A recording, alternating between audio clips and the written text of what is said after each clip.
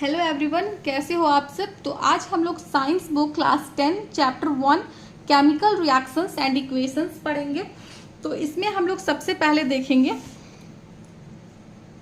Chemical reactions and equation होता क्या है। तो ये होता क्या है, कैसे जानेंगे, क्यों जानेंगे, ये सारा चीज हम लोग इस चैप्टर में देखेंगे। तो सबसे पहले यहाँ पे दिया हुआ है, consider the following situations of daily life and think what happens when.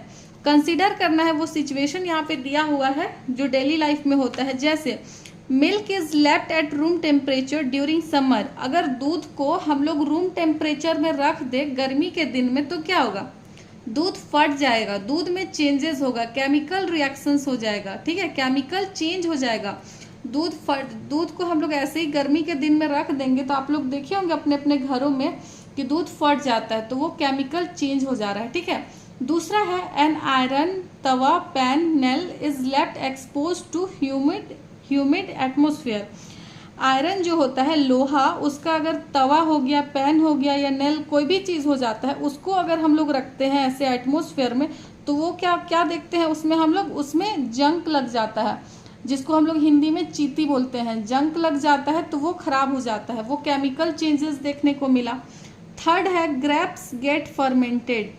जब ग्रेप्स जो होता है वो फर्मेंट हो जाता है तो क्या देखने को मिलता है, केमिकल चेंज होता है, वो खराब हो जाता है। ठीक है, कुछ ग्रेप्स कुछ और दिखता है, जब फर्मेंट हो जाता है तो वो कुछ और दिखता है, तो वो एक चेंजेस दिखता है, वो है केमिकल चेंजेस। ठीक है, फूड इज कुक्ड। जब हम लोग खाना बनाते हैं तो खाना बनाने से पहले कुछ और होता है, बनने के बाद कुछ और होता है, तो वो क्या होता है, उसमें हम लोग क्या देखते हैं, केमिकल चेंज देखते हैं। ठीक है, food get digested in our body. जब फूड हमारे बॉडी में डाइजेस्ट हो जाता है तब भी केमिकल चेंज होता है।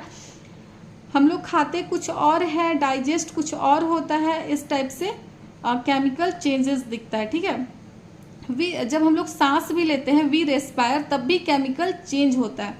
तो ये सारा जो पॉइंट है ये सब हमारा डेली लाइफ का पॉइंट है, ये सब आप लोग देख लीजिए। अब यहाँ पे हम लोग देखेंगे सबसे पहले क्या दिया हुआ है, in the above situation the nature and identity of the initial substance have somewhat changes. इस सब में यहाँ पे दिया हुआ है, इस सब में केमिकल चेंजेस हो रहे हैं। ठीक है, अब we have already learn about physical and chemical changes of matter in our previous classes.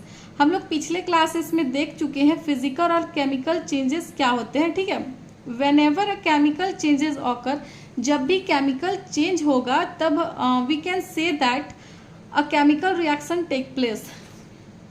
तो यहाँ पे सबसे पहले आज चैप्टर पढ़ रहे हैं हम लोग केमिकल रिएक्शंस एंड इक्वेशंस। तो जब भी केमिकल चेंज होगा, हैंडराइटिंग पे मत जाइएगा आप लोग, ये मैं जल्दी जल्दी में कर, केमिकल चेंज जब भी होगा तो वहां पे जो होता है केमिकल रिएक्शन टेक प्लेस होता है, केमिकल रिएक्शंस होता है। ठीक है, केमिकल रिएक्शंस।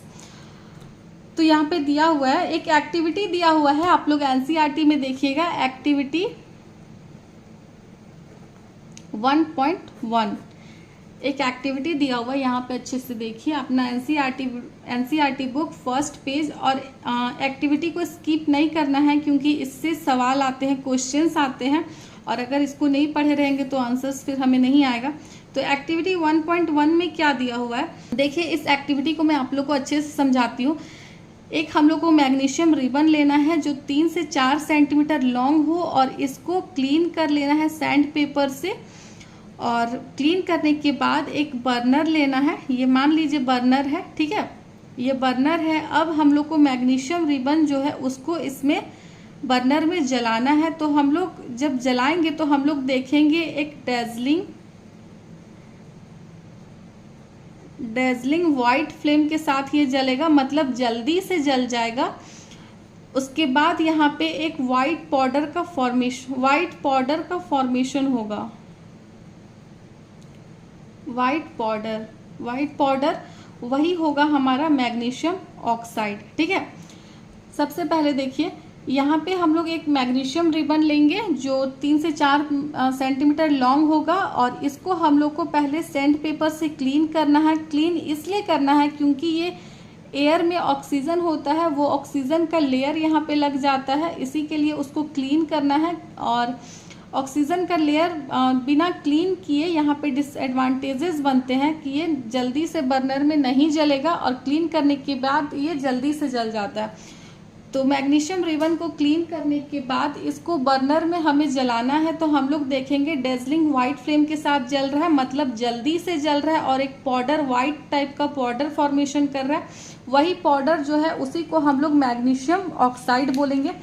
आप लोग एनसीईआरटी का पेज टर्न करिएगा तो सेकेंड पेज में यहाँ पे अच्छे से लिखा हुआ है, यहाँ पे लिखा हुआ है you must have observe that magnesium ribbon burn with a dazzling white flame and changes into a white powder. This powder is magnesium oxide. It is formed due to reaction between magnesium and oxygen present in the air. I hope आप लोग को ये activity समझ में आ गया होगा। अगर नहीं समझ आता है तो आप लोग वीडियो को देखिएगा दोबारा, 2 बार 3 बार देखिएगा, आप लोग समझ में आ जाएगा। और नहीं फिर भी नहीं समझ आता है तो आप लोग कमेंट करके बताइएगा ज़रूर कहाँ पे नहीं समझ आ रहा है, ठीक है। अब हम लोग देखेंगे एक्टिविटी नंबर 2, एक्टिविटी 1.2, ठीक है। इसमें क्या लिखा हुआ है, take lead nitrate solution in a test tube.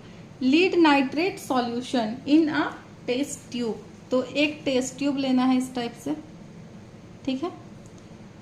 यहाँ पे सॉल्यूशन रहेगा, किसका रहेगा सॉल्यूशन,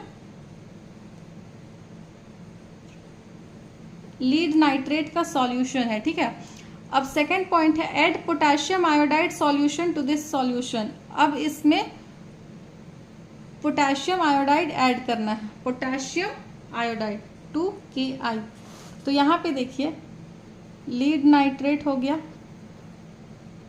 प्लस पोटेशियम आयोडाइड। अब यहाँ पे लिखा है व्हाट डू यू ऑब्जर्व। अब हम क्या देखेंगे, जब टेस्ट ट्यूब लेंगे उसमें लीड नाइट्रेट डालेंगे फिर उसमें पोटेशियम आयोडाइड डालेंगे, तो हम लोग क्या देखेंगे, हम लोग देखेंगे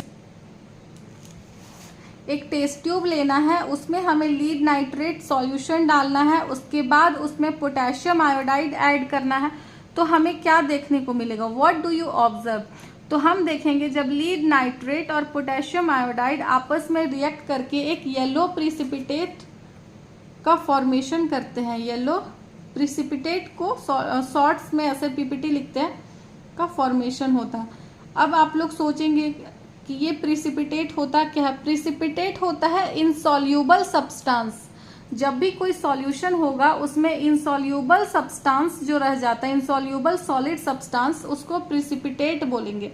जैसे देखिए इसको अच्छे से, ये सॉल्यूशन है, ठीक है। यहाँ पे हम लोग को देखने को मिलेगा ये किसमें, वाटर टाइप का फॉर्म में है, ये भी वाटर टाइप का, मतलब लिक्विड फॉर्म में है, ये भी लिक्विड फॉर्म में है।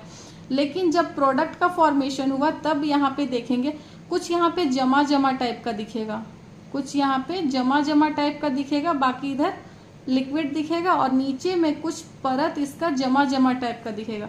तो यही होता है प्रिसिपिटेट, ठीक है। प्रिसिपिटेट होता है, इसको शॉर्ट में पीपीटी लिखते हैं।